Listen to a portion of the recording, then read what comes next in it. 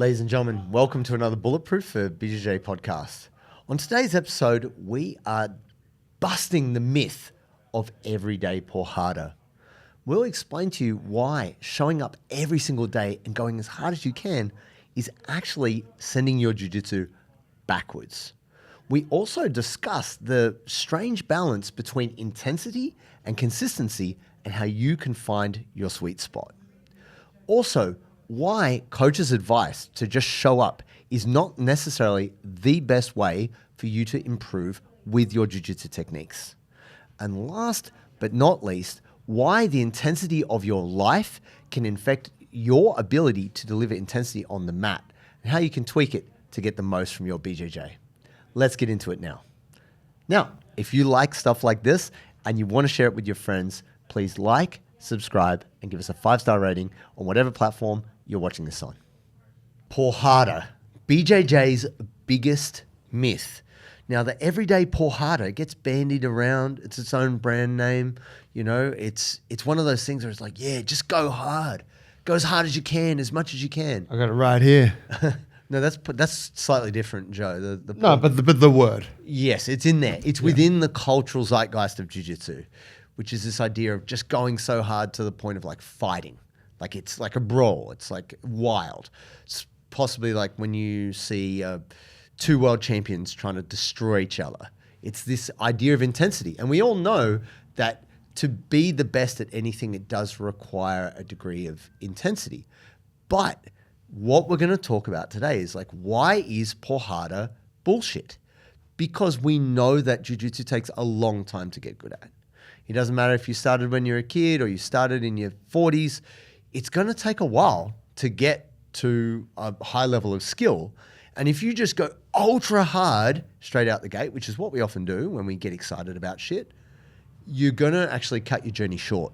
And it's interesting that these different assumptions and behaviors are well known in jiu-jitsu, like people retiring at blue belt. Yeah. But we still are like, nah, porrada, like go for it as hard as you can all the time.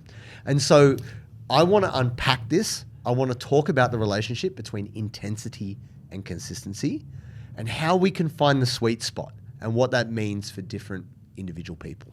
Right on. Now, for the uninitiated who don't know the word, right? Can you just define it for us? Okay, so I've heard different people come at it different ways, but essentially, porrada is essentially like a brawl. It's like when you see like a fight. It's basically like a fight, like a melee. And so when you see two or more people going porrada, it's basically like they're trying to beat the shit out of each other. I believe the way this has been attributed... It's not a Japanese word either. No. It's a Portuguese word. It's a curse word. It is a curse word. No, it's not a curse word. No, but forgive me, my Brazilian friends. Porra is, and it is an extension of that. No, they're unrelated. I've looked into that. Okay, elaborate, Joe, please. Well, they're two different words. I know they're two different words, but the way it's attributed is like... like... No. I remember we had this conversation some time ago and I fact checked it and said, no, they're two different words. Can you elaborate as to why they're so different? Well, porrada means to fight and porra is like come. Yes. And so it's kind of like the word, yes, they're just separate. But I believe that the word porrada is not a polite term to use. Like, oh no, I think, my understanding, I'm anyway, not no linguist, but yeah, I think it's just fight. So, but beyond that, because it has been turned into or popularized as like this idea of everyday porrada is like a philosophy, a hardcore philosophy. And as you would well know, I like hardcore shit. I'm into the kind of taking something to the nth degree because I believe it's exciting. But this is a good definition right here. Please elaborate. Beating or hiding.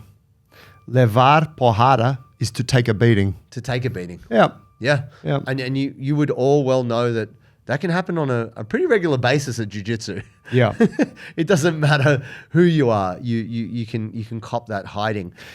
It speaks to like just in terms of a sentiment, it speaks to like, obviously the fight side of it, but like the struggle of jiu-jitsu and that quality of like being able to go f***ing hard. The willingness. Yeah. And like, that's a really important, like there's a lot of good stuff in that sentiment, But yeah, it comes at a cost. it does. And this is the thing. It's also like many other in life, we really humans are lazy. And so we tend to default to like, what is the easiest solution or what is the easiest answer to a question? And, you know, especially if a coach has been asked a question a million times by a million white belts or thousands of white belts, they'll say, you know, just keep showing up. Just be here as much as you can. But the thing that we have also discussed is that that may not actually be the best thing for you physically. Like being at jiu-jitsu every single day, if you're someone who hasn't done sport for 10 years or you're a bit deconditioned or you work in an office or you've just wrecked your body doing physical work, now adding jiu-jitsu hard every single day can break you. Yeah. And so that means that maybe you even retire before you get the blue belt because of this Porrada mentality. Which I didn't want to do it anyway. I thought this shit was going to be cool like karate. Yeah. Why can't I just have wicked sick skills without hurting too much? But this is the thing. Intensity versus consistency.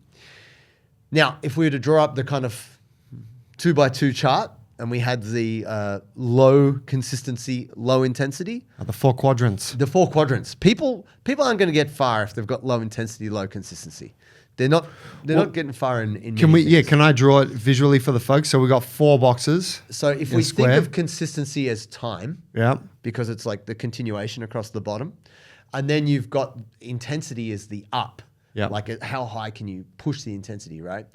And you think in the bottom corner is low intensity, low consistency.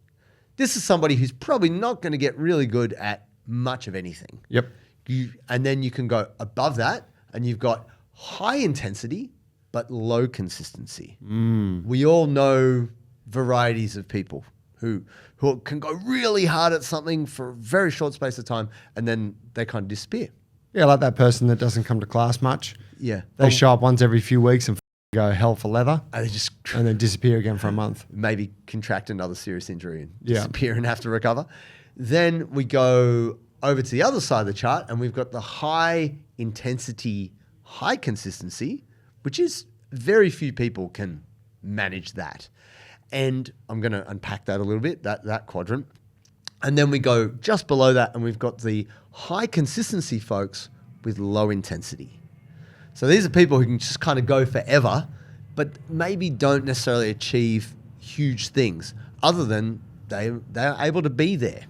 And so we see that more in the folks who are career, like we talk about, you know, people say hobbyists, but someone who's always in class, they don't compete, they show up, they never roll too hard, but they're always there. And they'll be there forever. And that's awesome. There's a value in that. But what we're talking about is we're trying to find the sweet spot in these quadrants. Now, here is a problem. I'm not calling anyone out here specifically, but I am going to point out a problem here. If you've had a coach who's used steroids to enhance their ability to stay high intensity, high consistency, which is artificially supported, it's pretty hard for them to demand the same of you without them going, hey, here's my stack. You should, if you want to be like me and do high intensity, high consistency, you should get on the drugs because that'll support it. Right, because they're setting the culture. Yeah, they're setting the culture. And so if they're not honest about their drug use, I think this is unfair to people because they go, well, you don't have a heart of a champion. You're like, bro, your heart of a champion, your valves are straining under the weakened state you've put it under. Cardiac load. Yeah.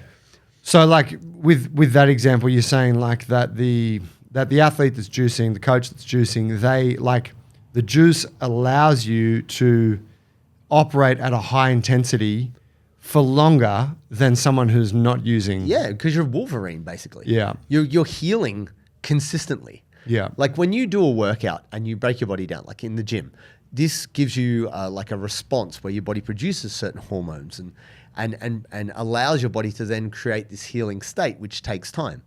But if you've chemically injected that into yourself, you've got that 24/7. You're never not in that state of like mutant healing factor. Yeah. So, of course, you can show up every day, twice a day, 3 times a day. So it is an unrealistic expectation for, say, those folks out there who look to that high consistency, high intensity person and go, oh, they're just going Porrada, bro. Well, it's like, no, if you're not prepared to do what they do, you can't necessarily expect to see what they get. You also don't see the darker side of that if, they experience that. And more athletes have opened up about their steroid use more recently, like Josh Saunders is pretty open about, to be. I don't believe it. I thought he was natty, but he's, he's belt raises.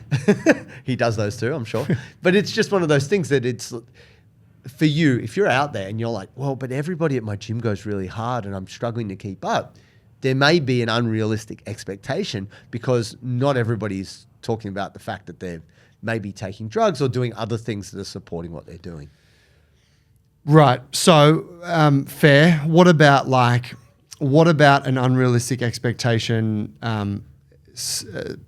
aside from drug use? Okay. So what about just the high intensity approach? And let's just say for argument's sake, all natties. Yes. But just go really hard. We know that you like to go Porrada. We know you like to go hard. And sometimes it can be a little bit too much. And you can't go Porrada if you're dehydrated. No one's training good when they're dehydrated, and we want you to win the battle on dehydration. How do you do that? You do that with the perfect balance of sodium, potassium, and magnesium. You need Sodi. Sodi is the best product for hydrating yourself so you can train hard, bounce back, and do it again. Go to Sodi, SODII.com.au, use the code Bulletproof15, you get 15% off, get hydrated, and you get back after it. Shoo. Everybody's tolerance for stress is different. So, and this isn't just age dependent because obviously if you're younger, you may have less damage, maybe not. But basically if you took two physical humans and they're exactly the same, but you were to give them two completely different regimes of activity, this will indeed change their outcomes. Now, if one person is doing resistance training and flexibility training and taking supplements and doing all the right stuff, and the other person is partying, studying, working, like not doing... Sucking dicks for cheeseburgers. Bad diet. Grind set. All that, they're going to have very different outcomes. Yep. Right? And so the difficult thing is that it might look like they're both doing similar things on the mat, but they're doing different things outside of the mat, which means their outcomes will ultimately be different.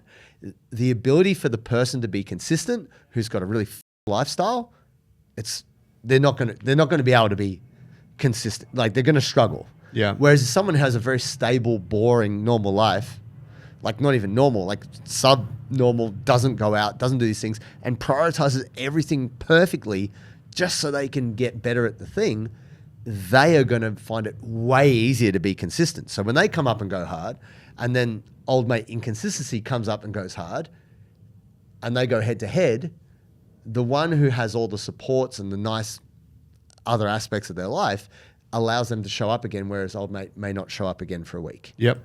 If that makes sense. Yep. So the idea of Porrada doesn't really take into account your life and who you are as an individual. And that's not a judgment. If you want to party and you want to do all that shit, that's cool. But it is unrealistic for you to think, oh, I'm going to be able to show up every week, week in, week out, and do this shit as hard as I can. That's kind of a fallacy that we put on ourselves.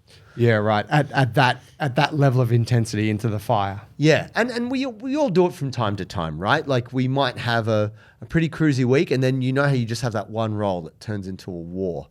And then you're subsequently wrecked for any role thereafter. It's like each individual brought maximum intensity and it wasn't necessarily planned or expected. Yeah. And then you're like, now my quality is down. Yeah. And then the next 2 days, you're like, why am I sore everywhere?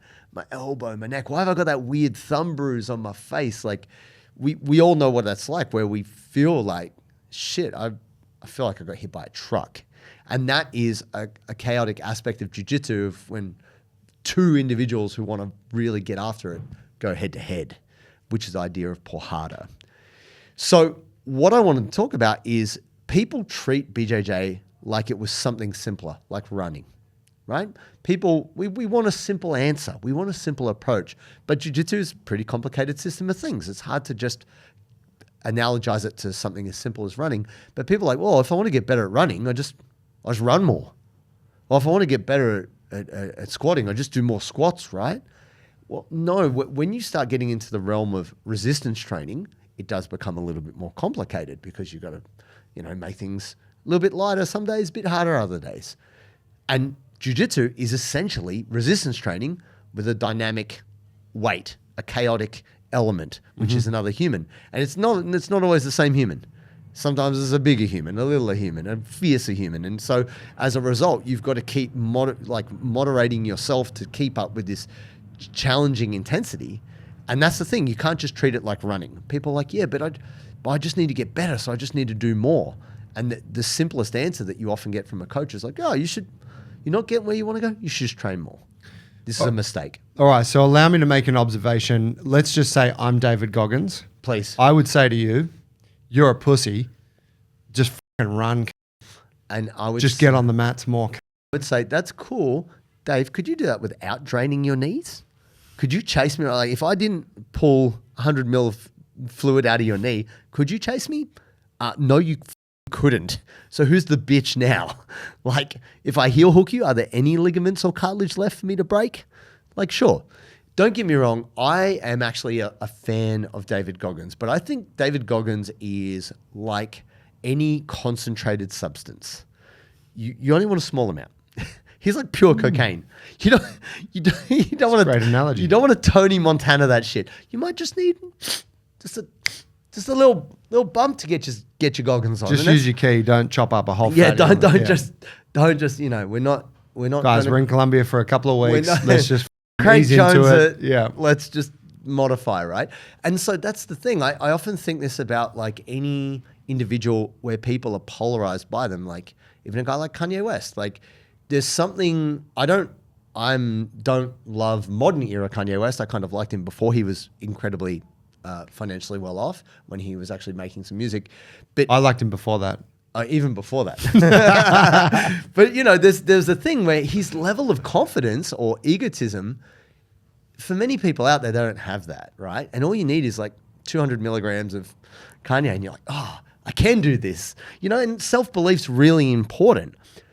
But the idea of more is better is totally played out. And we recognize it in other parts of our life, but because jiu-jitsu feels so good, we're like, nah, give me the whole cake, baby.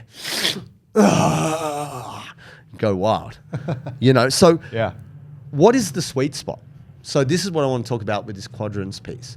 We've got the low intensity, low consistency, high intensity, high consistency. Like, what is the sweet spot there? If I'm viewing this right, consistency needs to remain constant. Relatively speaking. So we're more or less going for high consistency. If we can. Yeah. Okay. Please. And then we have to gauge our intensity based on our life. And this is the problem. Life is always demanding, and there's never not stress in your life, whether it's starting a new job, or you just lost a job, or you had a family member die, or your girlfriend dumped you, or you got in a fight with your business partner. Something happened in your life that has made life more intense.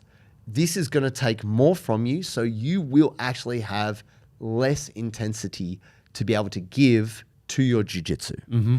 So your sweet spot right now might be, I go to jiu-jitsu 5 days a week.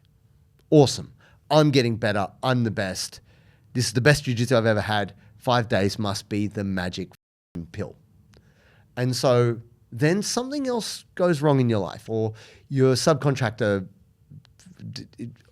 injured their knee at jiu-jitsu. You do jiu-jitsu together and you heel hooked your subcontractor. And now you don't have a subcontractor. You're like, spewing. shit, the young bloke. Now I've got to carry my own bricks. Yep. Dang. Hey, guess what? Bulletproof for BJJ t-shirts are finally available. And this time we've got 2 designs for you guys. We've got the core tee, which is the brand one with the little fist on the front, big fist on the back. And you can get that in a few different colors. And then we've got the limited edition Some Days Porrada, which is our core message. This shirt was actually designed specially by one of our listeners over in Europe. You can only get the Some Days Porrada shirt in the month of December. Both shirts you can get at fanwear.com. fanwear.com.au. That's fanwear.com.au. And then just go to their athlete profiles and find Bulletproof for BJJ, or you can just chuck it into the search box. You will also cop a 10% discount when you bundle 2 or more shirts. So get on there, fanwear.com.au, represent Bulletproof, wear with pride. Something happens in your life, or your partner gets sick, and now you have to do extra work with the kids. You got to do the school drop-off. You didn't have to do that before. Or you've got to cook meals you didn't have to cook before. You got a sick parent, and now you've got to care for them. That now means you can't do the 5 times. You can do it, but it's hurting you more because you're sleeping less, you're not eating as good, you haven't got that extra bit of time to ice bath or go for a walk or do the stretching you were doing. And now 5 times a week is breaking you down and you're feeling shit. And you're like, what's happening? Am I a little bitch now? David Goggins, have I become a bitch now? Should I make my mind tougher? No. You've got to reevaluate your life to understand that the sweet spot for you now to get better at jiu-jitsu might be 3 times a week. And this is because the intensity of your life has gone up. Therefore, it will be harder, not impossible, for you to consistently maintain an intensity at jiu-jitsu at 5 days a week. Does that make sense? So the sweet spot is contingent. Your tolerance for the intensity of jiu-jitsu is context dependent. So if you're not looking at your life and understanding jiu-jitsu in the context of your life, you may disappoint yourself. And if you're blind to it, you may also injure yourself, which then means all jiu-jitsu progress is kind of pushed off to the side. Yep. And we've lost the consistency and now we've got nothing. So here's the deal. I feel it does evolve over time. For me, I believe when you're earlier in jiu-jitsu, it is easier to have higher intensity, not just because of the froth, but because there's so much to learn and there's so much new shit and it's like kid in a candy shop. Wow. When you've done jiu-jitsu for a longer period of time, you actually don't need as much training to get better, but you do need high quality. And this is the quality over quantity. And this is where I wanted to circle back around to something we've talked about many times. If you can only get to jiu-jitsu 3 times a week, if you can make those sessions super high quality, you can still be golden, you know? But if you've got a kind of a volume approach or like a quantity approach, which is like, I'm not training enough, like, you're rushing things and you're just trying to fit more and more stuff in. And when you go to jiu-jitsu, it's low quality, you're really missing out on an opportunity for it to be great because you're still trying to do more. And this is the Porrada of life. It's not just your coach saying to you at jiu-jitsu, oh, you got to go harder at jiu-jitsu and whatever. Society's telling you that. You're not good enough. How come you don't know about AI? How come you haven't done this? Why haven't you updated your LinkedIn profile? Where's Bitcoin holdings at? Yeah, what's going on with that? You know, there's all these things. Sell. Shit. But I guess here's the thing. It's very easy for all of us to buy into the idea of more is better because we live in this modern capitalist society and that's what we're told. But ultimately, if you better understand not only where your jiu-jitsu's at, but where your life is at, you can say, well, you know what? Actually, in this context, 3 days a week works out better than 5 days a week because 5 days a week is actually going to eventually kill my consistency and I can't train. Whereas the program that allows you to stay consistent and also get better, that is the sweet spot. And that is what we need to be working toward.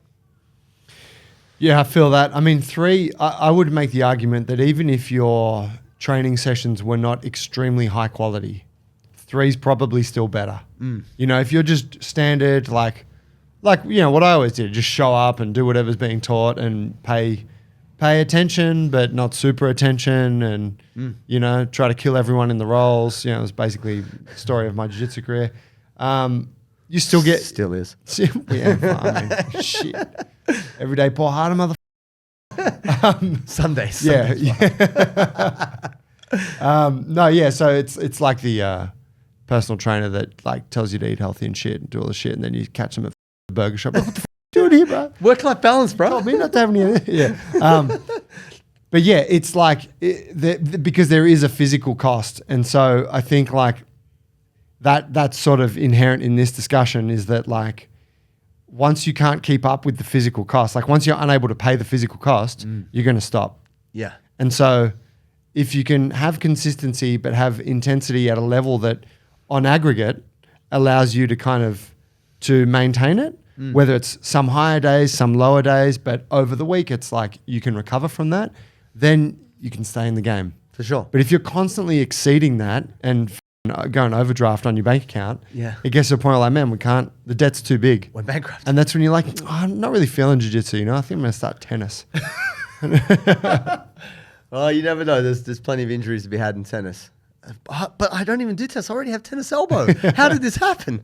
But no, I saw a comedian. It was pretty funny. He was talking about the international debt of Britain, and I think he might have been he could have been Scottish, but he's like, at what point do you think they're like, we're not getting that money back? like how many trillion dollars do you have to lose before you go, this guy's not fucking paying me? If I gave you $50 and you didn't give it back to me, I'd be upset with you. But if you come back to me, ask for 50 grand, I tell you, get f***ed.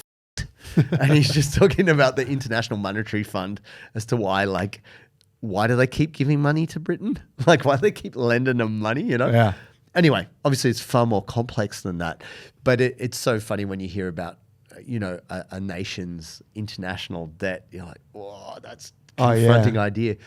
The problem is with jiu-jitsu, the debt that you're paying when it comes calling, like when the knee Rico comes or the bulge disc in your neck comes or whatever, everything stops, not just jiu-jitsu. The consistency in your life goes down. Your ability to play with your kids, your ability to just get up and put a shirt on, do your job. Like it, and this isn't to be inherently negative, but the thing that we don't think about is this beautiful thing that adds to our life can take away in such a huge deficit as well. And so we often are not satisfied. It's kind of the hedonic treadmill of jiu-jitsu that but I'd like to be better than that guy. You're like, yeah, that guy's on the sauce, bro. Like, why are you competing with him? At the end of the day, we know that in jiu-jitsu we're competing with ourselves. I want a big muscular head like that guy. What'd that guy do to get such a big muscular head? I believe it's red. He got a doctorate. Look at that head. Dr. Mike. I train with Dr. Mike. So tell me, give me some thoughts on, so you said like it's your intensity is kind of contextual. Yes. Because your life changes over time. And so, your jiu-jitsu has to kind of evolve with that too, or your training. How do you see that playing out? Like, how do you see that playing out when you have a certain level of conditioning where you're like, this is what jiu-jitsu is for me? Like we've spoken about, people that come from that culture of going super hard. Sure. Right? And it's like, that's what jiu-jitsu is. I show up, I go super hard. How do you talk on that then when there's a force for that maybe to change? You can't go hard on the mats every single day, but you can get better at jiu-jitsu every single day. How? By using Submeta. Submeta is the most comprehensive online learning platform for jiu-jitsu. It doesn't matter if you're a white belt or a black belt. There's something in there for you to learn. Also, it is set up in a format that helps you remember the lessons. When you go to submeta.io, use the code Bulletproof16 and you get $16 off with your subscription. Check it out today. Well, it's like being an addict, right? I'm the same. This is the thing I've had to come to terms with. Hi, my name's James Tomlinson. I'm a Porrada addict. If you can't come to terms with it, then you're going to have to give up the game. You're going to have to quit. You can't like, it's like talking to anyone. It's like, oh yeah, I find when I drink, I can only have like 25 beers. That's like, if I can't have 25 beers, I can't have fun. It's a problem. This is actually a psychological problem that you actually need to find a way to overcome, because essentially, why did we start jiu-jitsu? We started it because it was fun. And we may have got addicted to all the other physical aspects, but essentially, if it is injecting a certain level of pain, and detriment to your everyday life, then you're like, how fun is this thing if I'm in pain all the time, or I can't just be happy hanging out with my mates or whatever it might be, And the thing about jiu-jitsu is it's so all engrossing. The hardest thing about getting injured or not being able to do jiu-jitsu when you're deep in it, or you've talked about this before, all your friends are jiu-jitsu folks. They're all going to the UFC barbecue on the weekend. There's a grading. There's a competition. There's always these things where you're like, when you can't do it, it hurts you twice as bad as a jiu-jitsu addict. For me, I've had to give up the idea of being the best at jiu-jitsu, because that's also like just some bullshit I made up in my head. Like, no one can ever be the best at jiu-jitsu, but what I can do is I can still find a way to enjoy the playful side of jiu-jitsu. If I don't make it a competition, I can enjoy rolling. But if it's a competition, then fuck everyone and I'm coming for it. But this is just, this doesn't help me learn jiu-jitsu. It doesn't help anything. It doesn't make me a good training partner. It definitely makes my training partners' lives more miserable. Like, that's me in a bad state, in a very selfish state.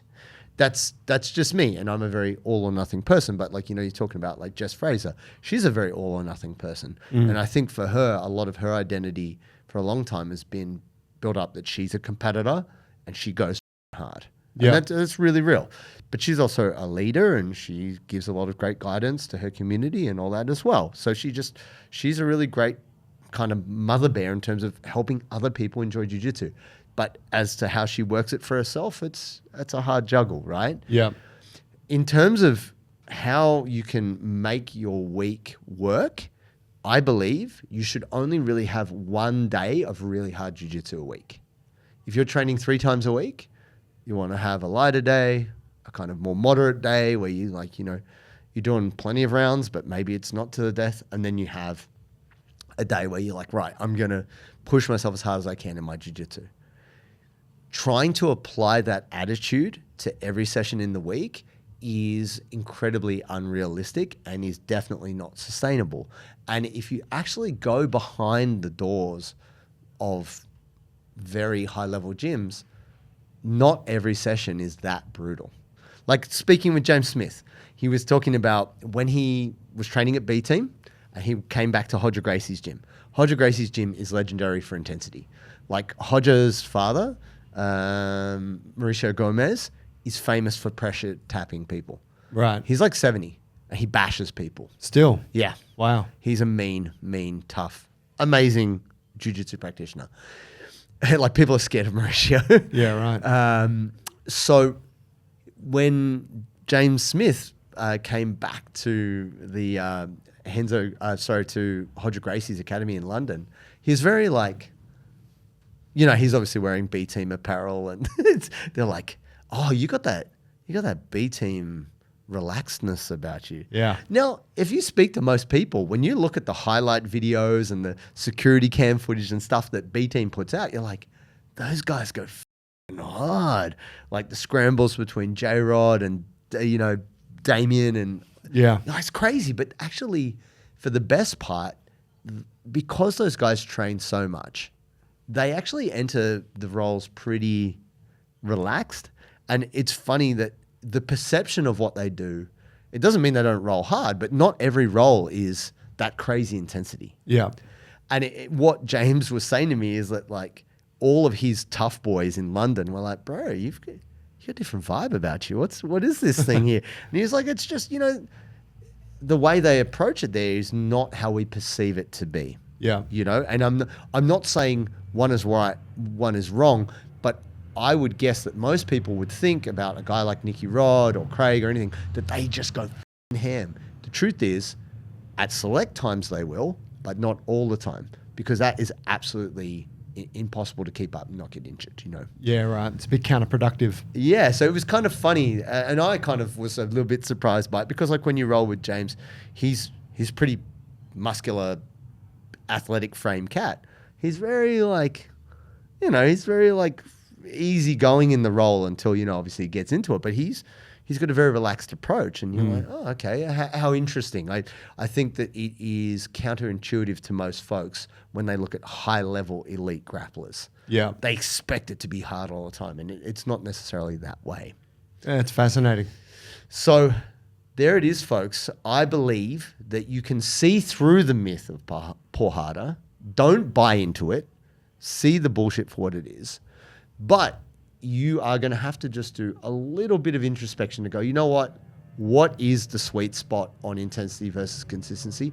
And what is the thing that I can show up and do every week so I can get better at this thing and keep loving the game? There it is, folks. If you're enjoying the content, we would ask you a small favor. Please like, subscribe, follow, share, and give us a 5-star rating. Shoo.